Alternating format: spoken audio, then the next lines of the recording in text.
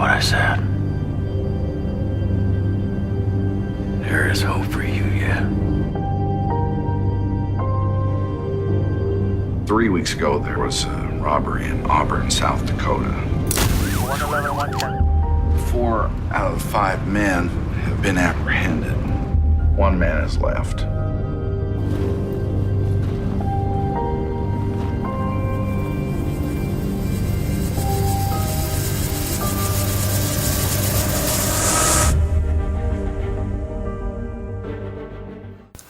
Hello and welcome to the Matt's Movie Reviews podcast. I'm your host Matthew Pejkovic and this is episode number 251.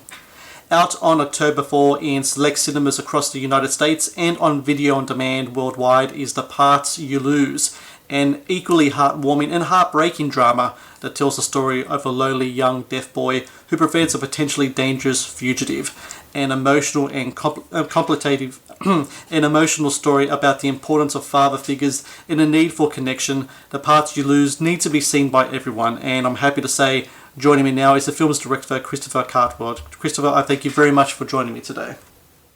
Thank you. I appreciate it. Thanks for letting me be here. So I got to say, The Parts You Lose joins the select number of films that made me weep at its conclusion. This is such a emotional story, and what really struck me when I was watching it was not only the detail of the movie, but also the intimacy of it. This portrayal of the lead character, especially the family dynamics that is happening in this film.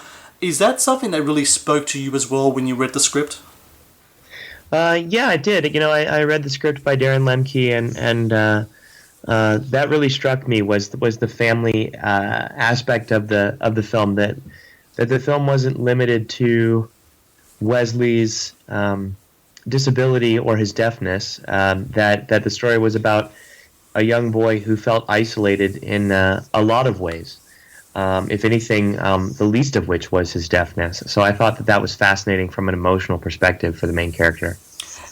This is a film that has a great cast: Aaron Paul, Mary Elizabeth Weinstein, Scoot McNairy. But to me, it's Danny Murphy who plays Wesley. He really stands out, and it's one of those incredible roles where, due to the nature of his disability, of course he can't say lines of dialogue, but regardless of that, he says so many things in his performance, which I think it just shows a really great talent from him. He's from Britain, is that correct? He is from the UK, yes, Northern England. So how did you find him to work in this movie?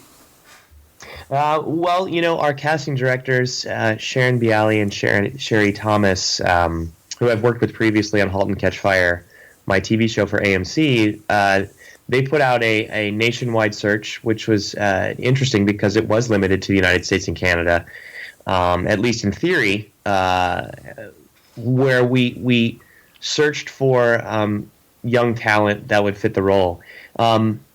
You know, we got several responses back, and Sharon and Sherry culled through hundreds of submission videos, but Danny was going to boarding school in Northern England, and he found the video himself, and so he actually filmed himself against pages of the screenplay that we had posted for auditions, and Sherry and Sharon, to their great credit, saw something, you know, quite striking in him, and then actually asked him to re-record with someone reading the lines against him, which he did with a teacher at his school. Mm-hmm. And we were so impressed with him that we asked him to fly to Winnipeg to audition, and at that point he told us that he had to ask his parents because he hadn't told them yet. So he reached out to his folks, and they were obviously wonderful and very supportive, and so they came to Winnipeg with him and auditioned with me, and we cast him from there because he was so incredible in person, and I even pushed him a little bit in the audition process, and you know, kind of altered some things here and there, and just tried to see what his limits were, and he was fantastic. So yeah, we cast him straight away, and he took some time off school and joined us in Canada. I gotta love the gumption on his part to do all of that, and I think it's really interesting because often you hear stories about actors, older actors especially, trying to snag that big role, and usually they take it upon themselves to send in an audition tape, even though a lot of people say not to. So I think you got to really love what Danny did there. Is it true that, and this probably speaks to ignorance on my part in the whole process, that because he's from the UK, when he does sign language, that he had to kind of relearn how to do the American style sign language in order to play the character, because from what I read, it was almost as if he was signing through a thick accent. Is that correct? Yes, so, and this was something I didn't know either, to my own ignorance, which was that,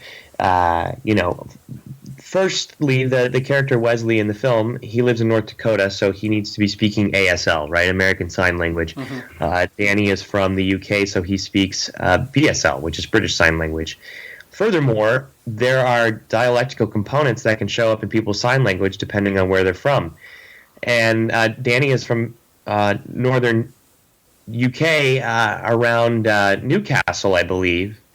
And so when he arrived in Canada, our translators who were working with him on set and our liaison actually had a little difficulty communicating with him at first, because they said it was like he was speaking with the equivalent of a thick Scottish brogue. So which I thought was fascinating, but he relearned his lines in ASL and kind of retrained himself for the character and spoke that way in the film, and then obviously it's very different from the way he normally speaks in his real life. It's so very interesting, the whole thing. That whole thing just really just blew my mind when I read it, because of course it is very much ignorant on my part to think that sign language is universal all over the world, because different people from different parts of the world speak, even when they speak the same language, I speak in different ways. I'm really curious though that one of the essential jobs between the director and his cast and his crew is that of communication. When it came to communicating with Danny, I'm sure that you will have had someone on hand to be able to sign with him, maybe his parents, maybe someone else. But you yourself, did you pick up on anything in regards to sign language that you used during the process of the movie? Yes, we didn't want to just kind of enter the process of the film. None of us, anybody on the crew or the producers or anyone, want to just not take any effort to learn how to speak to Danny directly. We wanted to make him feel comfortable on set. I gave a speech at the beginning of shooting that this was going to be his set. On the tech rehearsal, I wanted to make sure that he felt absolutely comfortable just as a person, and then also, to make sure that we got the best performance out of him. He needed to feel relaxed and comfortable with everybody. So, myself and our AD, Reed McKayeff, who is a Winnipeg native, went about printing out common phrases in sign language that we would post all over the production offices and also on set, and encouraged everybody on set to learn them so that they could at least communicate with Danny on a rudimentary level, say hi, good morning, that was great, how are you cold, things like that were really important. And then Reed really took it upon himself to become almost semi-fluent in sign language. I was really impressed with the way Reed tackled that. And then I developed a shorthand with Danny just so I could communicate with him quickly in terms of direction. We developed a sign that was specific for the character, the name Wesley, and then I would convey to him what I wanted to do in terms of dialing things up, dialing things down. Also to make sure he was able to communicate with us in terms of stopping or saying I need a break. And then we also had wonderful translators on set. We had about 2 or 3 translators that would work with Danny throughout the day. We also had a liaison from the Winnipeg Deaf Center, and then we also had a set teacher for him. And then we would have one of his parents around to make sure he had absolutely everything he needed. So, the character Wesley can read lips, but Danny cannot. So we had translators just off screen in his eye line that could sign to him what other characters were saying, Aaron or Scoot or Mary, so that he could respond accordingly. But, Danny took it upon himself to absolutely memorize the entire script, so he knew when someone stopped talking what they were saying and how to respond. So my oldest son has autism, and through that, he's a school child. He's 7 years old, in grade 1 now, and I understand how the struggles that he goes through when he goes to school. There's the taunting at times, there's the confusion. And what I really thought that your movie did so well is to depict the life of a kid with a disability, especially in a school setting, in a family home. How important was it to make sure that you got that down pat when you told Danny's story? Because this is very much a story told through his eyes. It was extremely important to us. I think it was paramount. We wanted this story to be authentic. We wanted the portrayal to be respectful. And what I loved that Darren did was he made Danny just like any of us. I think that was important. And when I say Danny, I mean Wesley. Wesley, yes. I think that the character is a child that's experiencing isolation and loneliness. He's looking to find his place at school and at home, just like anybody else. I think that the disabilities or special needs that the other children have at the school are almost beside the point. That this is a story that that's just one color or specificity in terms of how the story is being told. It's a story of a kid who is quite poor and maybe doesn't fit in with other kids at the school, and some of them have taken to picking on him, just like can happen at any school. Mm-hmm. And I think that Darren's crafting of that was really beautiful, and it's something that I wanted to port directly into the film. But I also wanted to make sure we got all the details right.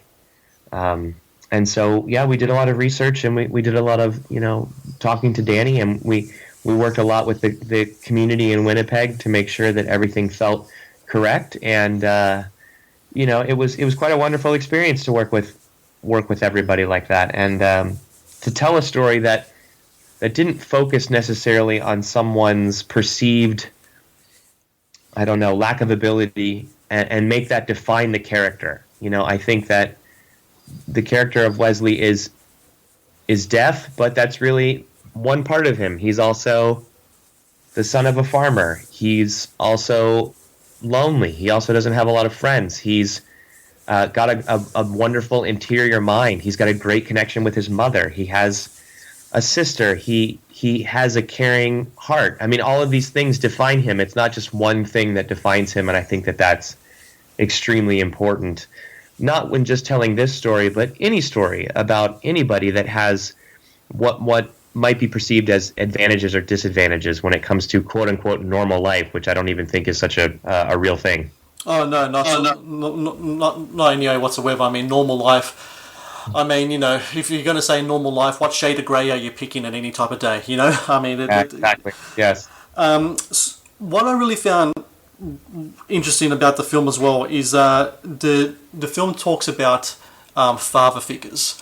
I think it's really essential to Wesley's story. He, of course, his character does have a father, as played by Scoot McNairy. The relationship there is very much one there's a separation. And that's why there's no doubt why he reaches out and helps Aaron Paul's character in the movie. I got two boys. Like I said, one of them is autism, so I listen to a lot of podcasts, read a lot of books in regards to raising kids, and especially kids with like learning difficulties and such. And the thing that's always brought up in regards to that is the importance of a male figure in a boy's life, especially when they're young. Because while boys especially, do have that kind of testosterone thing, the Y gene can be very fragile as well. Kids need guidance when they're younger, and sometimes they seek that out. In regards to Wesley, he seeks it out perhaps in the wrong place. That whole aspect in regards to male bonding and father figures in the movie, how do you think that important that is in regards to the telling of this story, especially since what is really central to this movie is the relationship between Aaron Paul's character and Danny Murphy's character? I think this is where I might differentiate or go to a different direction than maybe Darren intended with the script. But I think that what I wanted to highlight in the film is that there's a dark side to male bonding. I wanted to highlight that men can be dangerous and almost instinctually dangerous, and whether they like it or not, the byproduct of some of that bonding or some of that mentoring or some of that father and son relationship is passing on that inclination to violence to their children. Mm-hmm. And that to me is very important. And I have two boys as well. I have a 6-year-old and a 2-year-old. And, I was raised by a father who has stories of his father, and a lot of the stories are either, fighting or drinking. and that gets passed down as kind of this legend. And I find myself having to be careful what gets passed down to my kids. And I think that when I talked to Scoot and when I talked to Aaron, it was that I wanted to move the father, Ronnie, closer to the edge of empathy for the audience, and I wanted to move the man, Aaron's character, closer to the edge of someone who might be truly dangerous and dark for Danny to be around. I think that what defines the two men are really their situations in life more than anything. I think if you put the character of the man in Ronnie's shoes and had him be, the son of a farmer and trying to scrape money together for his family, and the farm is defunct, and he had a son he couldn't communicate with, he might act the same way that we see Ronnie act. And if Ronnie were somebody who had a carefree existence and who could, live without any rules and try to rob a bank and define his own life, he might get to be the mystical kind of magic creature that a young boy finds on a river.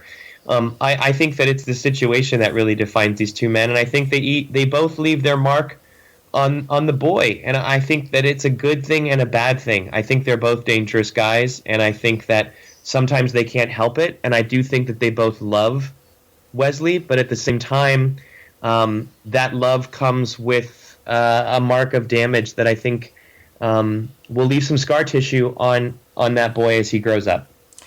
I think what I really picked up, though, from the relationship between Wesley and the man is that the man listened, where his father, Wesley's father, didn't so much listen because he couldn't talk to his son. He refused to sign for one thing, for example, where the man was very open to it and did it. Now, he could have used that, of course, for manipulative purposes, which of course he did throughout the film. Don't give away too much, though. If I give away too much, by the way, Christopher, let me know and I can give away, take away in post. But what I found really essential between the relationship between Wesley and the man is that, and the reason why he kept coming back and kept helping him, for example, was because there was a bonding there that didn't happen between Wesley and his father. Is that something that will be accurate? Absolutely, yeah. And I don't mean to take away from the relationship between the man and Wesley. I think that it's profound in the movie, but I think in order to make it complex and more realistic, I wanted to make sure that you also felt that that damage of violence that had passed through whatever generations you'd felt between the man and his father, which is touched upon in the film, is inevitably going to end up between him and Wesley in some way, which it does. And I think that, I think that it's really just the ratio of connection. And obviously, I think the man, at least at this moment in time in his life, is more open to this boy. And I think that this boy makes himself more readily available to the man for that reason. And I think that the relationship with his father might be too far gone.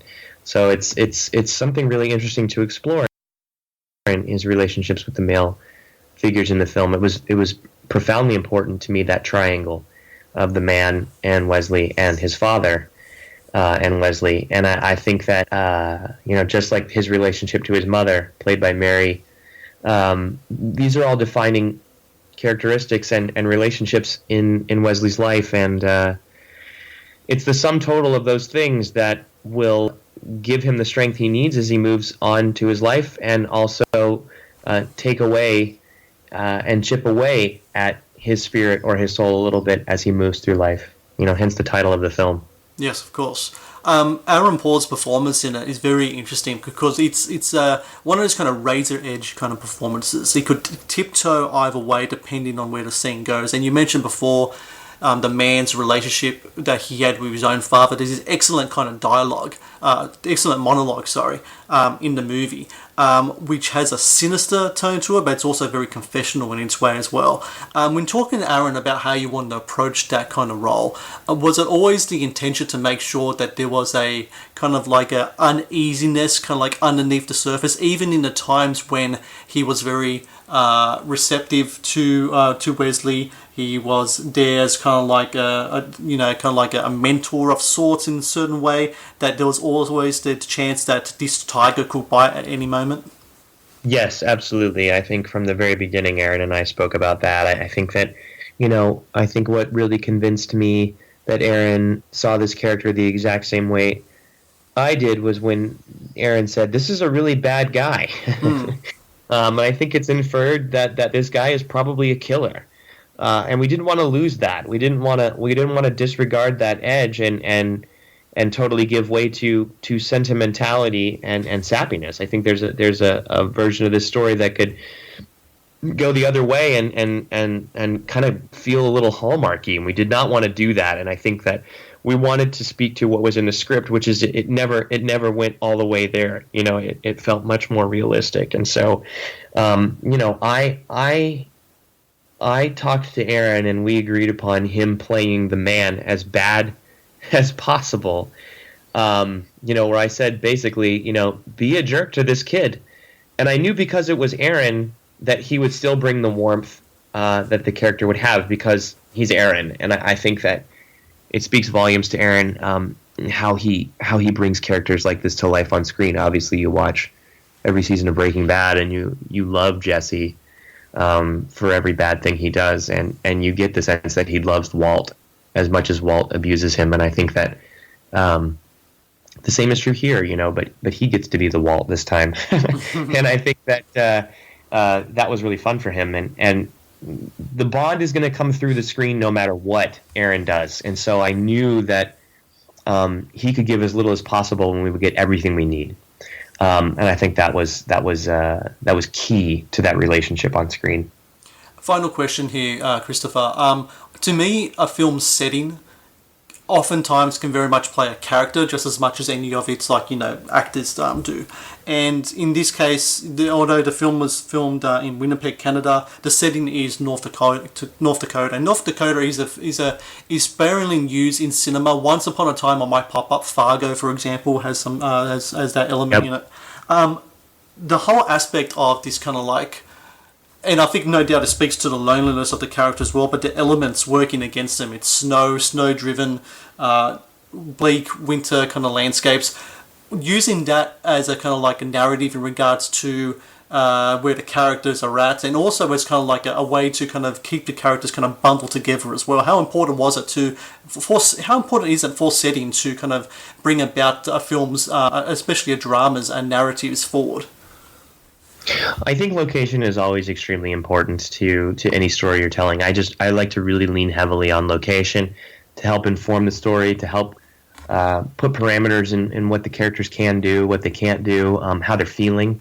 I think natural setting affects all of us in ways that we might not even realize, just in terms of emotion, in terms of our outlook. The setting of North Dakota and the way it was described in the script by Darren, I thought was very striking. And North Dakota, at least where the story takes place, is only about an hour and a half from Winnipeg, and from the border of Manitoba, at least. So it's very similar. And so we were basically shooting in the location as it was on script. It was just we had to change some road signs here and there.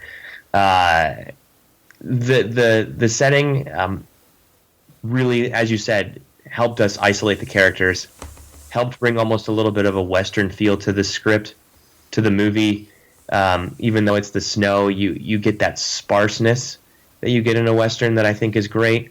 You're able to boil the characters down almost to archetypes by isolating them so much, and really go to those basic elements.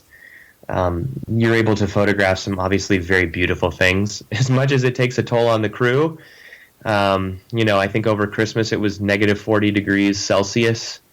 It was colder in Winnipeg than it was on Mars over Christmas that year, which was pretty incredible. But yeah, I mean, you can do so much with that. You can have the characters hole up in a barn and have them be freezing, and have the only warmth in the scene be actually the emotion between them, whether it's Wesley and his mother or Wesley and the man. You can feel the chill of the father being alone. The violence almost feels scarier and harsher just because it's in the frozen north. I mean, everything kind of has a sharp edge to it when things are that cold, and I really liked that, and we tried to channel that in the production design, which I thought was brilliant from our production designer Réjean Labrie and our cinematographer Evans Brown. You know, just bringing that kind of feel to the entire film, where nothing feels warm, and those little glimmers of warmth or those little glimmers of light really speak volumes, and you can feel the characters being drawn to that warmth almost like a moth to a flame, and that sometimes gets them into trouble. And I just can't speak. I can't speak more highly of that location, both on screen, you know, just the way it could photograph, and then also the crew was fantastic. And you know, Winnipeg has an oddball kind of reputation in Canada, but I really liked it, and I made some really good, I hope, lifelong friends there. And you know, one day I'll hopefully go back and shoot something there, and I want to shoot something that's actually set in Winnipeg. I think it would be really fascinating and fun. It was a good location. Well, it was a terrific location in a terrific movie. Christopher, I really loved The Parts You Lose. And for everyone out there listening, October 4, select cinemas across the United States and also on video on demand. Do watch it. And I really do think that young Danny Murphy is going to have a bright future ahead of him. And yourself, Christopher, this is one of your really big breakout movies as well. So congratulations to you, and hopefully all the best with the film going forward. Thank you so much. I really appreciate it.